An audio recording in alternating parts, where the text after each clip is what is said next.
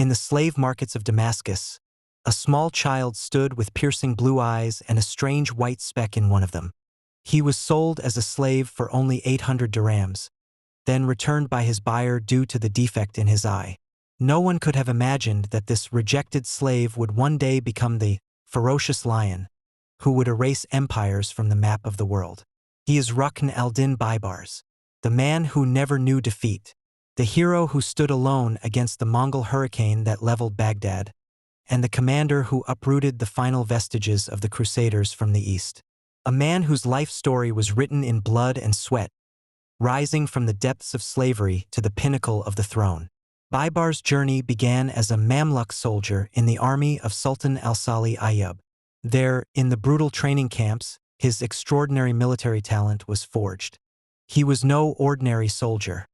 He was a force of intelligence and courage.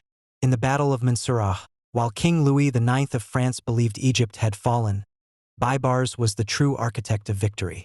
He lured the Knights Templar into the narrow alleys of the city, turning their dreams into a nightmare. That moment marked the birth of an invincible leader, where he captured the King of France and proved to the world that the Mamluks were the new guardians of the East. The year 1260 AD. The Islamic world was drawing its final breaths under the hooves of Mongol horses. Baghdad had fallen, libraries were burned, and everyone believed the end of history had come. But at Ain Jalut, Baibars stood with Sultan Qutuz to say no. Baibars led the vanguard with genius, feigning a retreat to draw the Mongol army of Kitbuka into a trap. On that day, the myth of the invincible Mongol army was shattered under the strikes of Baibars' sword. He did not only protect Egypt and Syria, he saved human civilization from extinction.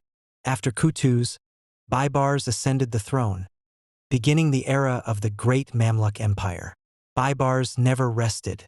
He moved like a whirlwind between Cairo, Damascus, and Aleppo. He reclaimed Antioch, the mightiest Crusader principality, in mere days, a fortress that had stood for centuries. He did not fight with fear, but with speed and wit. He built the greatest naval fleet, constructed fortresses, and revived the Abbasid Caliphate in Cairo to grant his state spiritual legitimacy. But Baibars was more than just a warrior. He was a brilliant builder. The Mosque of Al-Zahir Baibars in Cairo, the bridges he constructed, and the rapid postal system that linked his empire all bear witness to his administrative genius.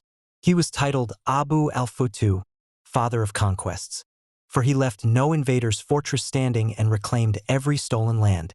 In the year 1277, the night dismounted for the last time in Damascus. Al-Zahir Baibars passed away after ruling for 17 years, having completely altered the course of history. He left behind the most powerful state in the world and an army that made the kings of Europe and the Mongol emperors tremble.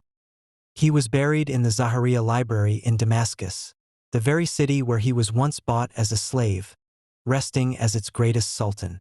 Baibars departed, but his title Al-Zahir, the Manifest, remains a mark of manifest victory and unyielding strength.